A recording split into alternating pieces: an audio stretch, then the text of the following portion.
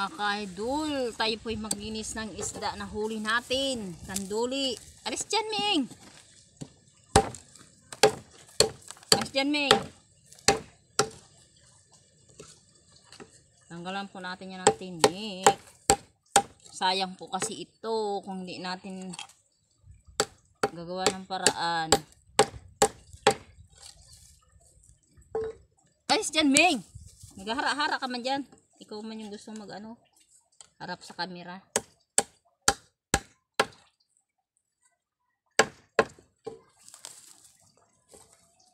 Ito tayo sa likod ng CR naglinis.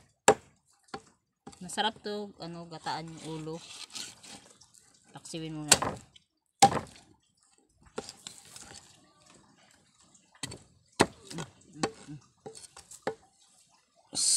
Alis dyan, Miming! So, ganito na lang ang ating paglinis. Alis dyan! Alis!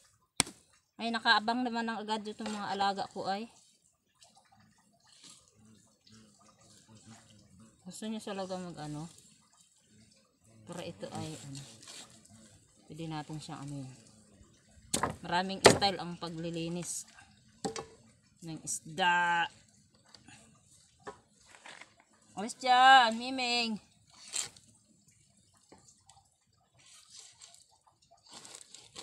Hay na hay pa ako ay. Hay na hay, pagod sa trabaho. Kasi ang plano ko yung laman po ay ating gagawing ano. Lalaplapin natin ang laman. Pa-fried natin laman lang. Kaya ginanyan ko talaga yan siya. Alis! Ay talaga. Andiyan pa talaga kayo. Andiyan yung camera. Ayan na yung laman. Kukuhain lang natin ang laman. Yung mga tinik-tinik. Ano natin yan. Pwedeng ibilad.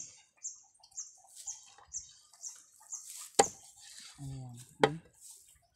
Yung laman. May laman-laman pa, oh. Talagang pwedeng ipang ano.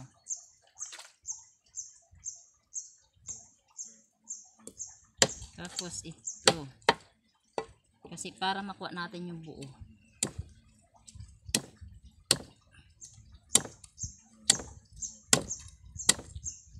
Shot shooter eh. Mahirap ang paglinis ng kanduli. Kasi ano, matigas. May buto. Itong puti kasi na to, yung biti niya. Ito yung sinasabi kong biti. Kinukuha ko, iniipon ko po yan, bibilad ko. Na walang asin kasi chicharon natin yan siya pag natuyo na siya. Sarap to siya chicharon. Sa nakakaalam dyan, may turong na agad, may bisita agad tayong turong. Hindi ka. Ito naman yung ulo, yung hasang niya, sa tugataan yung ulo. Yan o.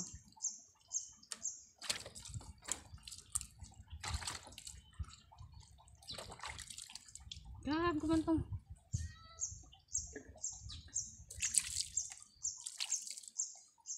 Gusto manghingi ng isda yung ating ano. Kaya ayan siya. Yun yung result niya. Ha?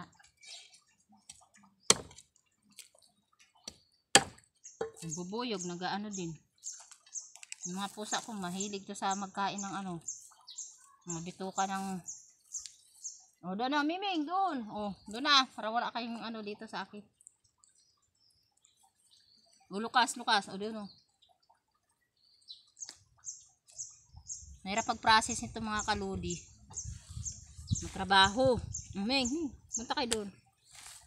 Ito, ibibilad natin yung mga part na ganito. Daing. Marami na ako bilarin. Yan. Initling natin siya ng ganyan para siya ay madaling kapitan ng asin. Yan o. Para madali siya matuyo. Ang laman ang gagawin nating fried laman.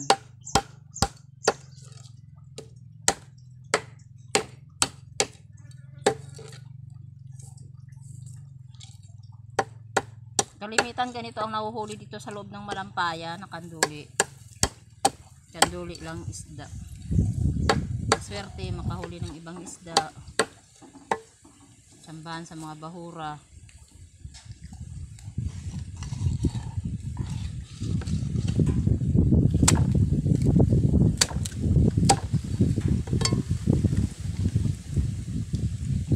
Yung hasang. Natin yan siya itatapon kasi masarap yan sa sagata. Yan siya.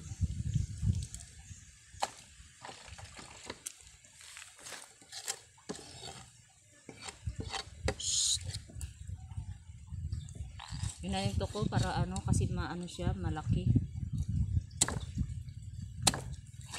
Ganyan ako nagtatabas.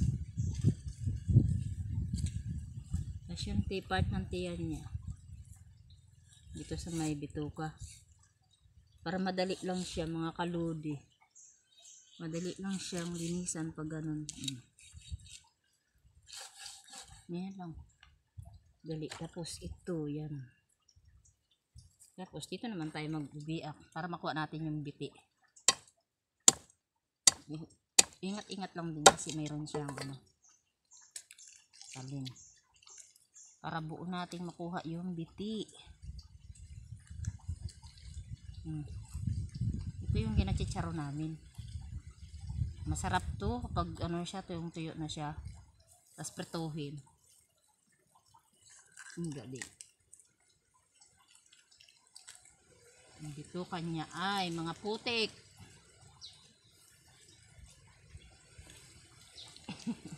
Kainin niya ng mga pusa. Oh, Ming, Ming, Ming, Ming, Ming. Ming, ayan o. Ayan, doon kayo. Kasi dyan ako naghahagis.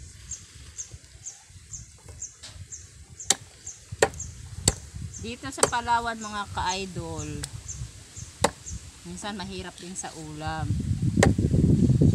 Parang katulad din sa mga city-city din, kung mayroon kang pambili, di may ulam. Sa amin naman dito sa paglalaot naman.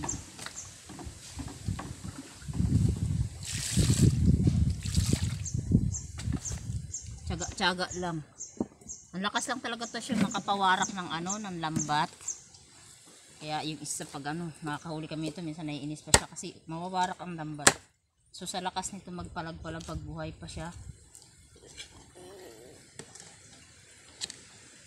Hirap din talaga maglinis ng isda, alam nyo ba yun? Kasi lagyan mo ng import.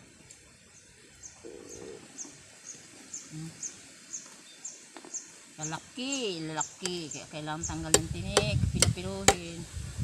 Kasi tayo magpipilit dito.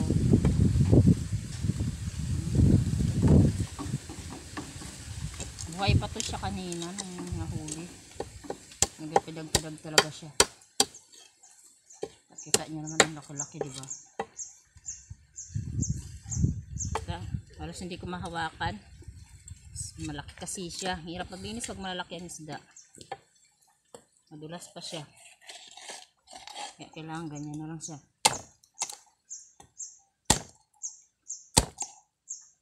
Puro na tayo dugo. Talsik. Linis na naman tayo. Palit na naman. Ayan siya mga kaludi. Mga ka-idol ko. Sabay-bayan niyo lagi ang aking mga video. Ayan, kailangan kasi ano, malangsa kasi ito siya. Kumbaga madulas, parang alimusan. Kung nakakita na kayo ng alimusan, parang ganito din siya. Putulin natin ang ulo niya, babaakin natin mamaya.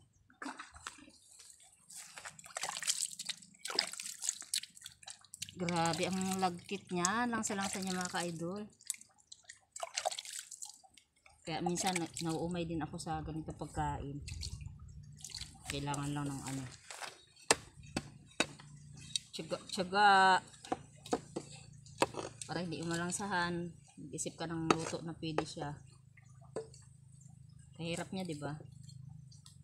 Dito na natin siya padaanin kasi malaki siya. Yan, kasi may laman yan siya dyan. May part yan siya laman. Tapos may buto.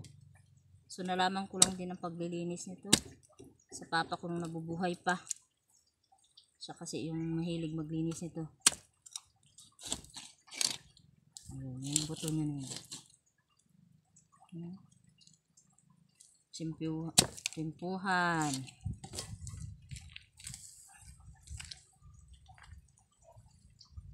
Ayan. Pinakita ko lang sa inyo kung paano ako maglinis ng kandoli. Iba-ibang klase ang forma ko maglinis ng isda. Naingatan lang natin na huwag madurog yung laman niya. Ay, yung kanyang bituka pala. O, diba?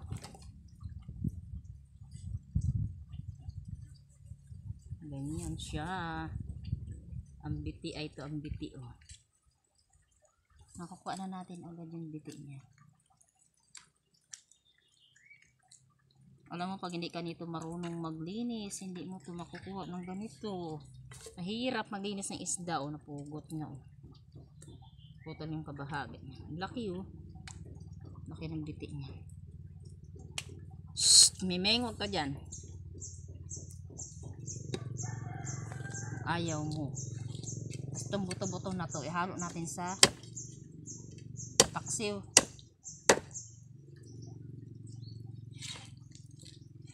Paksiw tayo, gata. Kasi masarap yung ulo na yung gataan. Kaysa magbili pa tayo ng ibang ulam. Tsagaan na lang natin to.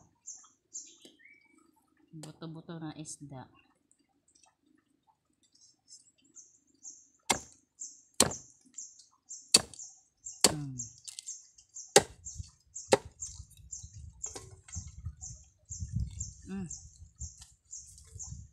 Masyado kayong hot. Mga alaga ko, mga kukulit.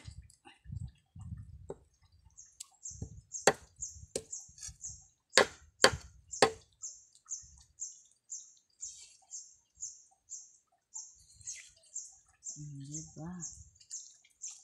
Grabe, alam niyo, abutin pa ako dito ng ano. Nag-live pa naman sa kabila. Kailangan kong gumawa ng content. Sa inyo na. Mga makukulit kayo.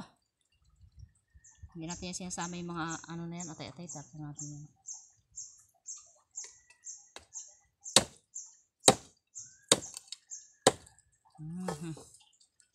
Tarasikan na tayo ng dugo. Ito ako naglilinis ng kaludi. Kapag ano.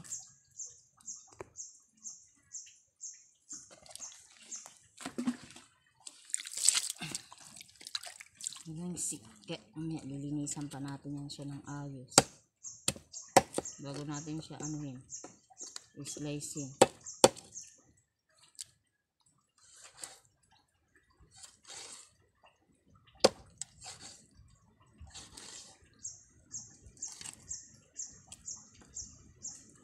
Ano, masarap din yung balat nito, ginaprito.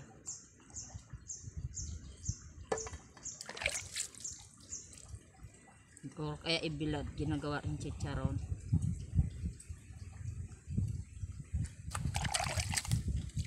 So, ang dami, diba? So, ang laman nito ay ating kunin. Magtiwid ka rin.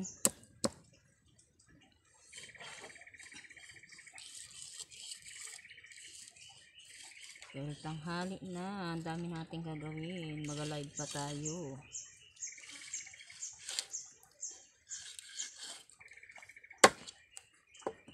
Naman.